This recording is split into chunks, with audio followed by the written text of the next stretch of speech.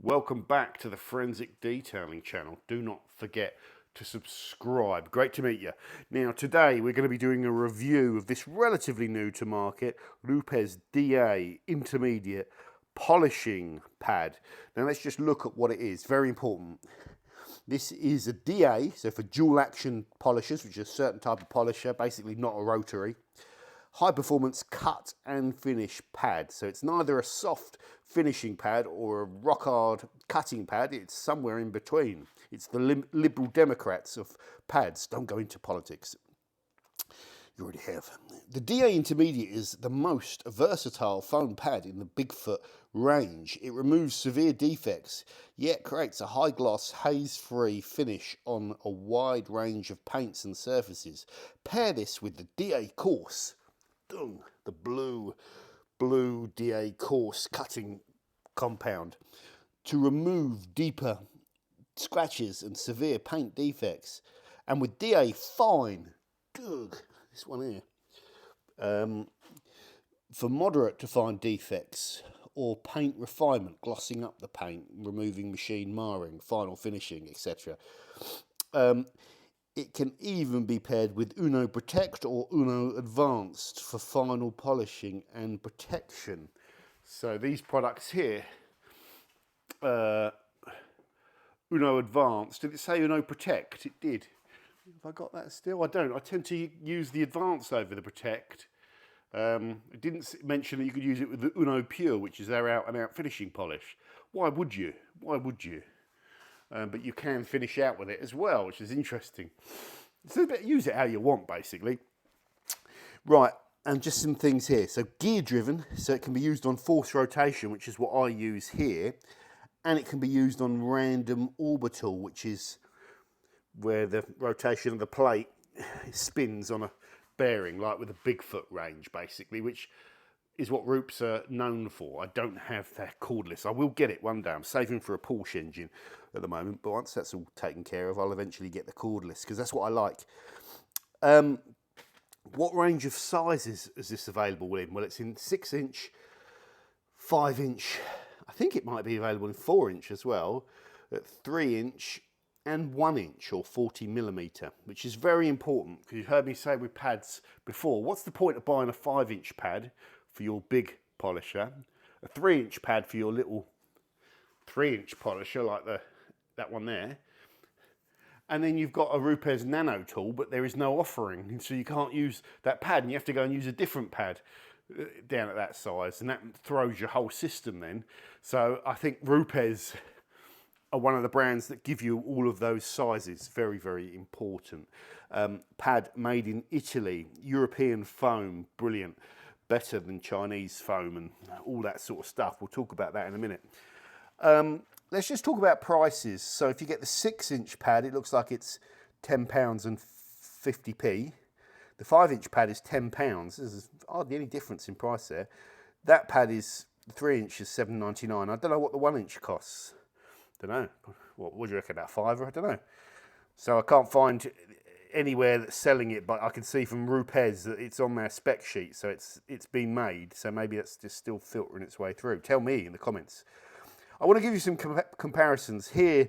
These prices here, £13 and £12. That's for Kochi pads of the same size, which are a good German manufacturer, aren't they? So that gives you a good benchmark. Here is an idiot's guide to polishing pads. You have Shoal Concepts pads, which I rate very highly. They'll be about sort of down here about 14, maybe £15 for these spider pads. They're very expensive. And the Flex pads, which there's some overlap with these pads where some of them are using the same foam, but I prefer the Flex pads because they're simpler and they don't tend to have these slots in most of the range, which I don't like. We'll talk about that later on. So these are high-end pads. They're a bit more rubbery than the Rupes pads. I've never done a direct comparison of durability, but if I had to put money on it, I would suggest that these Shoal pads last longer than the Rupes pads. But then where a Rupes pad is £10, these pads will be £15 roughly. So you get a bit more durability for a lot more price. And there's your paying off. So I think you should always consider these pads when you're checking them. And the only way to know is to buy a few and play around with it. And use the pads that you think you prefer for your sort of polisher type. This is really dual action, like I've said here. Okay, I think Zvisa and Rupes are also pad manufacturers that you must check out. Zvisa are to Zvisa are to Koch what Flex are to Scholl, basically. So Zvisa again are a pad manufacturer. Very good pads, and they've got these new thermo pads, which are similar price actually. And again, Zvisa do the whole range. Then you have Rupes, and we've talked about Rupes pads. We've got loads of them here.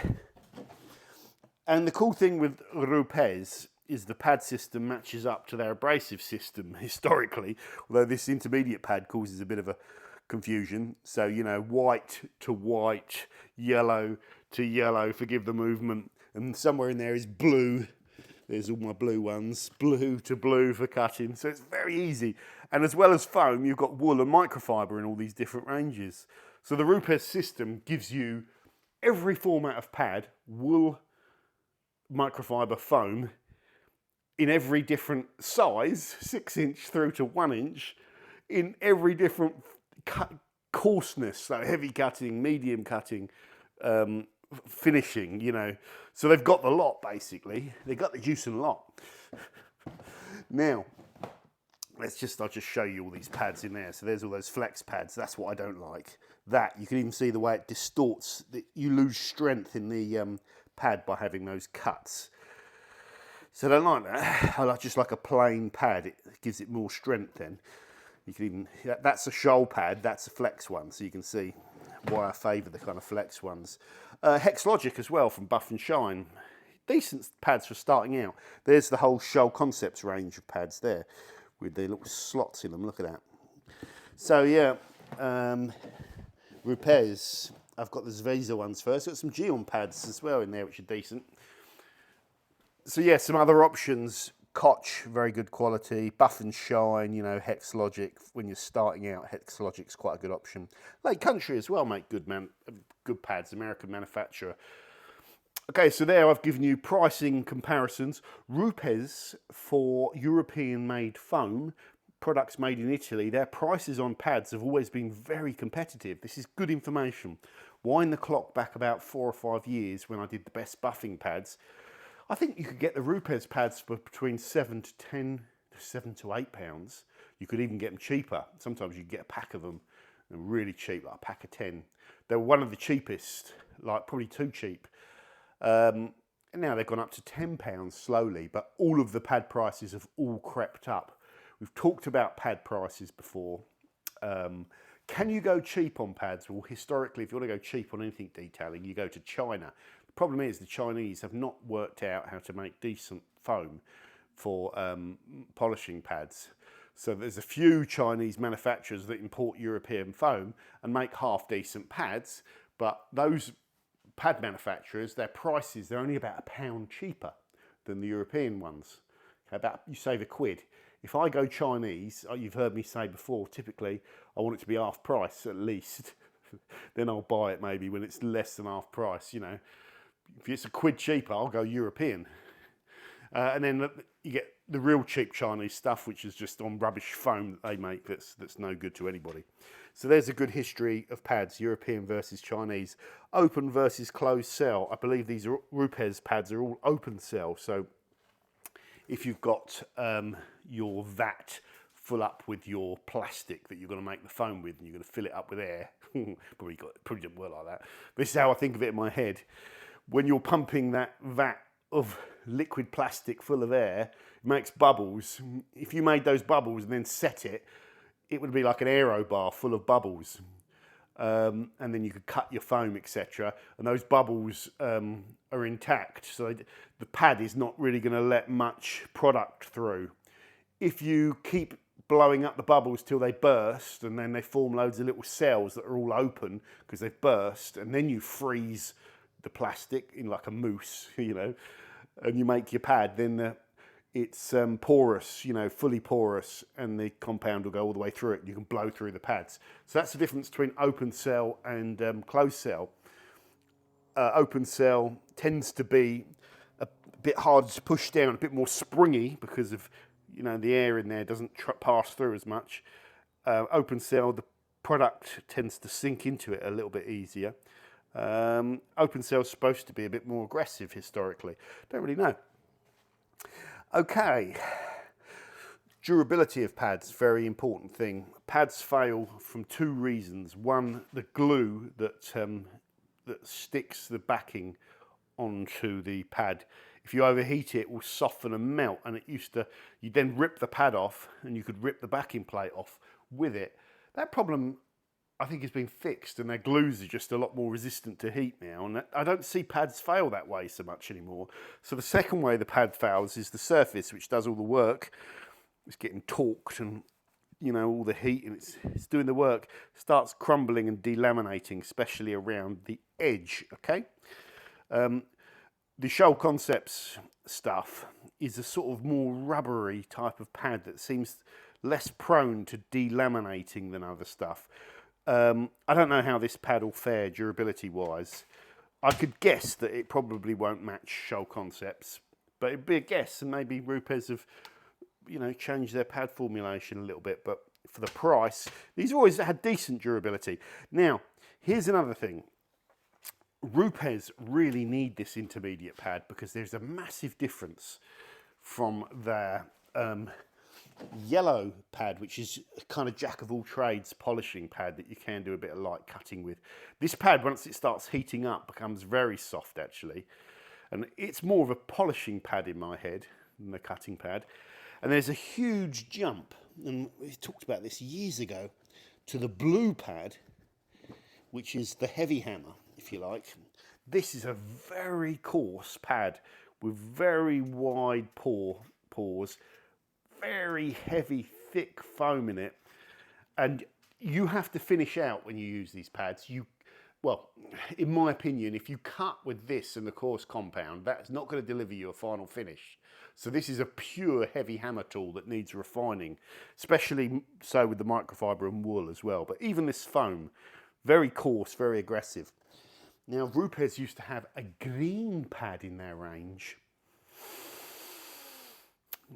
and that was like their intermediate medium pad, and they needed that, and they got rid of it. And I was like, why did they get rid of that?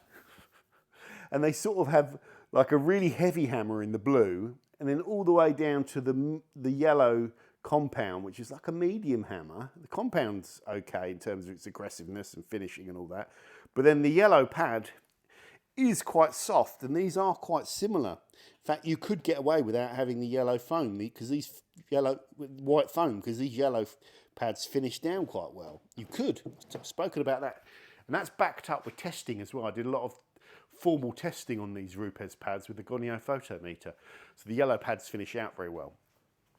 So really, what we have here with an intermediate is a soft pad with fine pores, okay? So it's not like massive pores. It's not a particularly hard pad, but it's very, very dense. And it's so dense, you can actually put quite a lot of weight on it without compressing it. Now this pad has got bigger pores, this Hexlogic one, but you can squash it so easily. It's so soft compared to this. And when that gets heat in it, it goes a bit like the yellow Rupes. It will go all floppy and soft. So I think this is the new way that pad manufacturers are working. Fine kind of foam, but very dense. So that's kind of a good concept. So what I want to do here now, guys, is we'll put this, just bear with me, I've got a dustbin outside, so it's going to make some noise, the bin men. We're going to put this on. Oh, yeah. So always do it this way around, so you get a better alignment. Use your thumb. Yeah, that should do it. Look at that.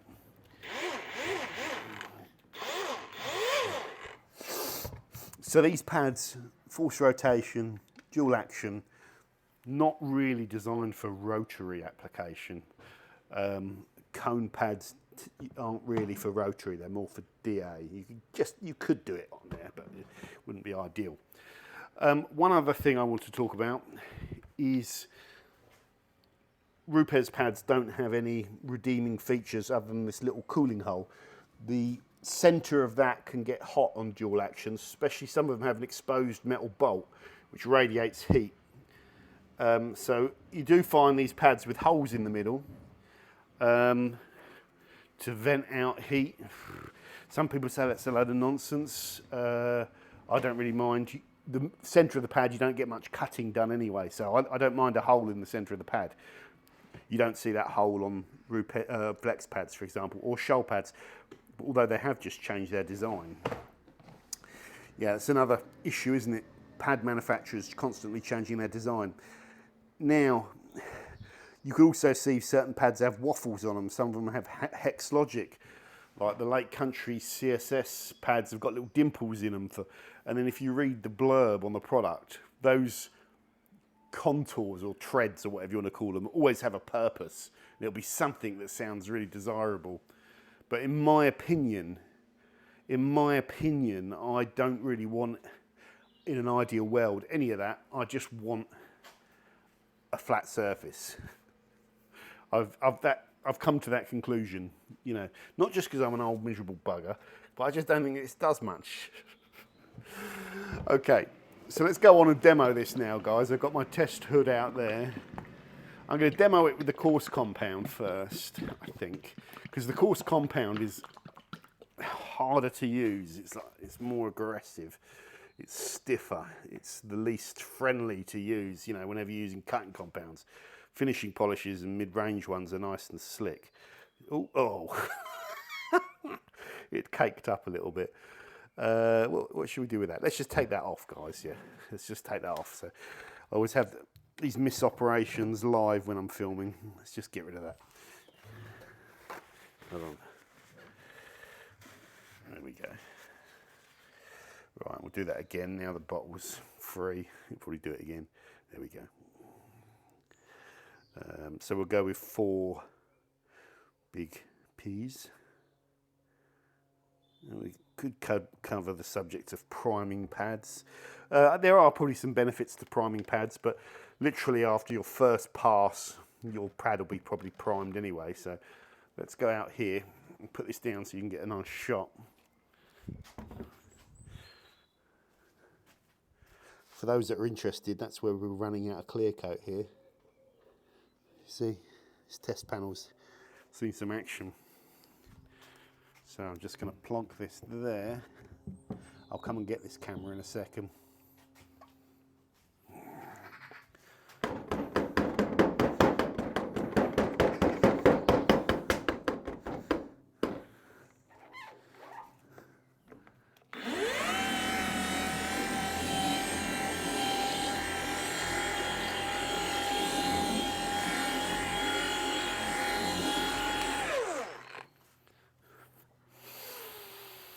So the pad is primed.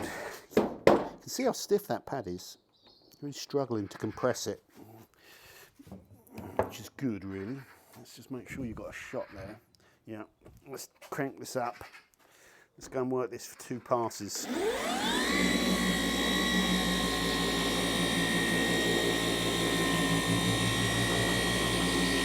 Oh yeah.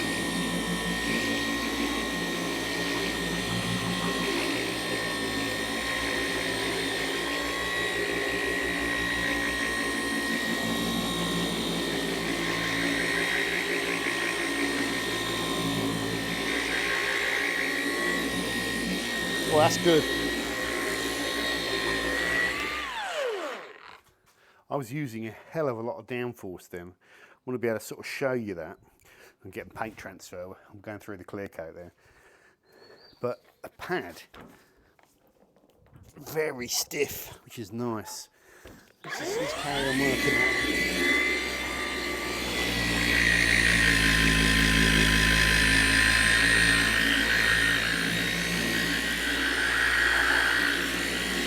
It's a lovely pad. Also, you just want to go gently.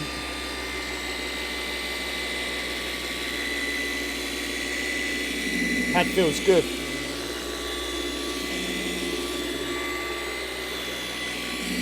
It's a nice pad, that is.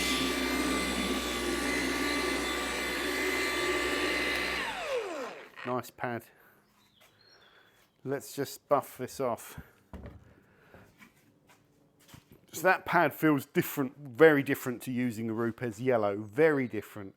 Where's my buffing cloth? Here. Yeah, I couldn't push into the abrasive like that with the yellow. I just couldn't do it. It would just flatten like a pancake with no pressure. Whereas that, I'm giving it some pressure. Yes, set after set, that pad will become softer and softer. But that can take some downward pressure. So if you were really trying to dig out the paint with that coarse compound, you could go at the paint with that, which is really cool. So let me just wipe this off.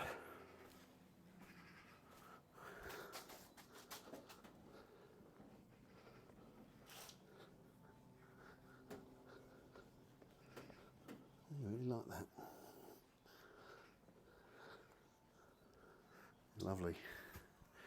What we'll do, also in this video, I like with the Rupes instructions here, use a minimum of 2 pads per vehicle, swapping 15-minute intervals. I've always get that question constantly. How many pads do I need to polish a car? And I'm like, well, I've done a video on it. And I always say that after 10 sets, swap over. But now when anyone asks me how many pads do you need to polish a car, I'm going to say a minimum of 2, swapping every 15 minutes, because that is a good way. I think it's there's no right or wrong, but that's just like a good thing.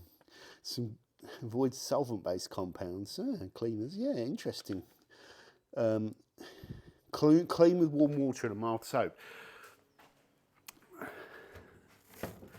So how do you clean your pads, John? Yeah, so what I'll do is Surfex HD, APC, 1 to 10, soak them out. So if I was polishing with 2 of these pads, I could spray some of that on, or I could just have a little bucket of this with some soap detergent in it and some warm water. Just pop the pad in it to stop all the abrasive drying. Shame I've put transfer into that pad, but never mind. But if you want it clean straight away, you just take your pad, soak it out with Surfex HD, get your hose thing over here. Look, let me get this. Oh, let me see. Get it so you've got a bit of pressure. Hold on a sec. Just work the APC a little bit.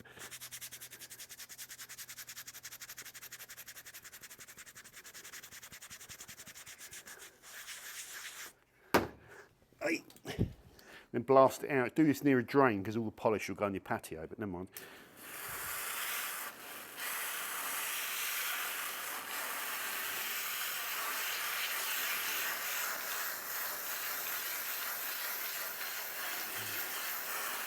Let's get that edge around there as well.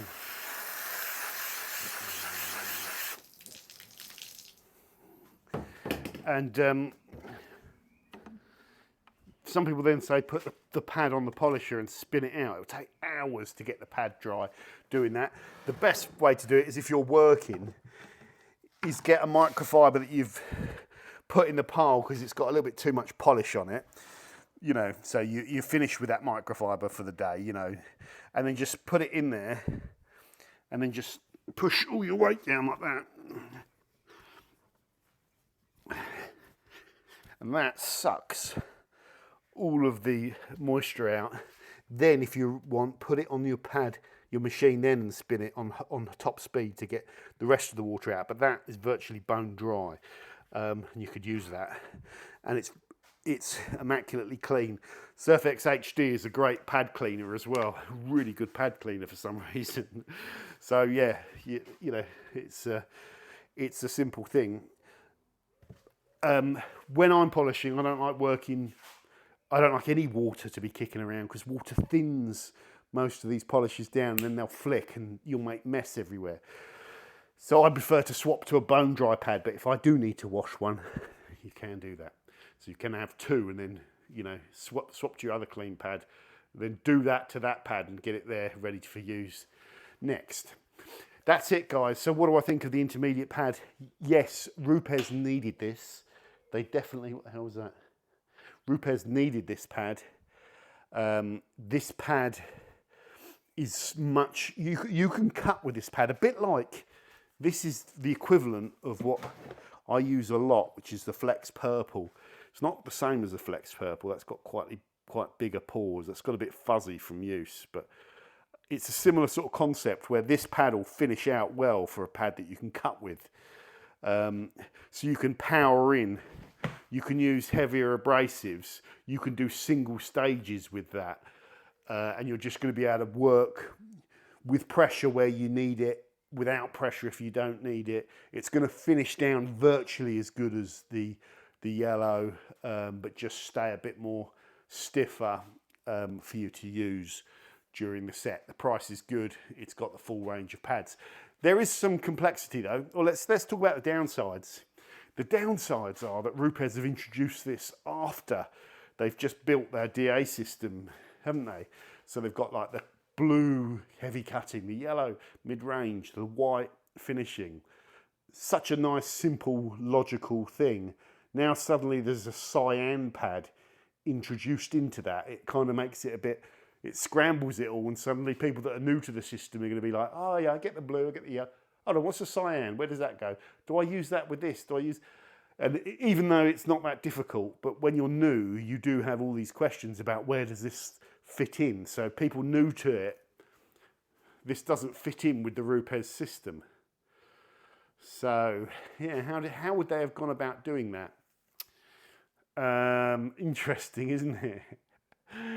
I'm not sure if there's an answer. How would they have gone about putting in a new pad for which there isn't a compound? You either create another mid-range compound, which they wouldn't want to do, or you just say that this is what it's for and just take it on the head. They needed it, it's now there. The colour choice, I would have perhaps stuck with green, but maybe they thought cyan is a bit in between, like in between the blue and the yellow. It's like cyan, but some people might just think that this mates up with that because everything's colour coded. You know, so that's really the only negative that I can see, that it's late to the Rupes. It's late to the Rupes scheme, isn't it? So it unsettles the scheme slightly. What else could I say about it? Don't know what the durability's like, but typically I've got all those Rupes pads and none of them are failing, and they do get used. Yeah, so we've covered everything. Let me know your thoughts in this particular video, guys. It's been a long one. Take care. See you soon. Doug. Oh, these are available from Into Detailing with a link in the description and a discount code. If the discount code doesn't work, it means the product is not discountable. But I would definitely check these out.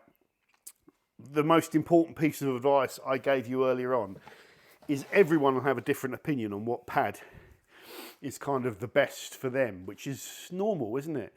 And really, the only way you know is to go and buy a few pads. And I've done that. I took the obsessive approach. I didn't just buy a few. I bought like virtually everything. Go and watch the best polishing pad.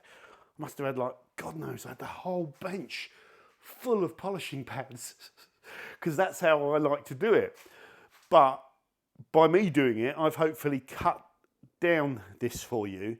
And I've just given you the ones here that I think you might want to try. So if you're really interested in this, Shoal or Flex, one or the other, Zviza, Rupes, Koch, Buff and Shine, Lake Country. Get some dual action pads from those manufacturers and play around with them. And I'm sure I'm missing a few, so put some other brands in there. Like the Gion pads are very good as well. Put in the comments what other pads you think should have got a mention for me. Again, I like to go to the brands that are serious brands when it comes to polishing. So I'm less interested in JML's 2000s, you know, detailing surplus supply buffing pads, because I want to go where the expertise is. But put whatever you think in the comments. You know how I roll. Take care. See you soon. Bye for now. Doug.